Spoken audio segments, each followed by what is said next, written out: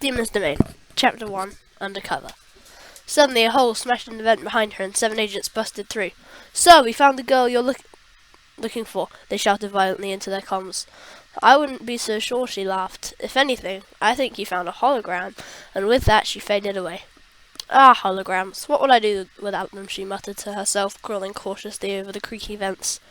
After a while, she found the right room, the one containing the Utapar, the weapon to destroy demons. The real reason she needed it was so her company could win the battle against the enemy company and the battle against the demons. With force, she ripped out the vent and swung into the room. Nervously, she picked up the cannon and replaced it with a fake blaster pistol. Success. Swiftly, she climbed back up the rope and climbed through the vents until she was at the end of the vents, facing her jet through the cover.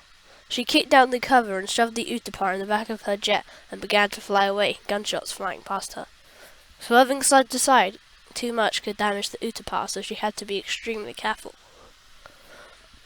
As Mukata base came into view, she sincerely hoped that her temporary boss, the one for while Patrick S was away, would be proud of her successful mission. After all, that mission meant everything. She couldn't fail. Eventually, her boss could be seen waiting for her at landing platform F with an excited face, as she knew that her trusty apprentice wouldn't have failed. After the jet had landed, she jumped out and slowly approached her boss, trying not to smile too much. "Collar, I see you have returned. With the Utapar, I assume?" asked her boss when Collar had finally reached her. "Of course, General," she replied, carefully handing it over. "This weapon can destroy demons in one blast." When they had finished discussing, they headed inside to hand the Utapar over to the leader of Makata, the Supreme Chancellor.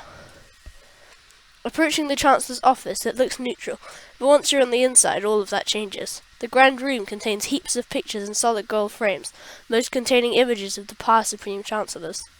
Around his desk lay 12 stone pillars, all polished to perfection, that almost hurt your eyes to look at. They shine extremely brightly. The flat ceiling reflects all of it because of its beautiful shine. Once he had admired the room enough, Collar and her boss slowly walked towards the Chancellor's desk.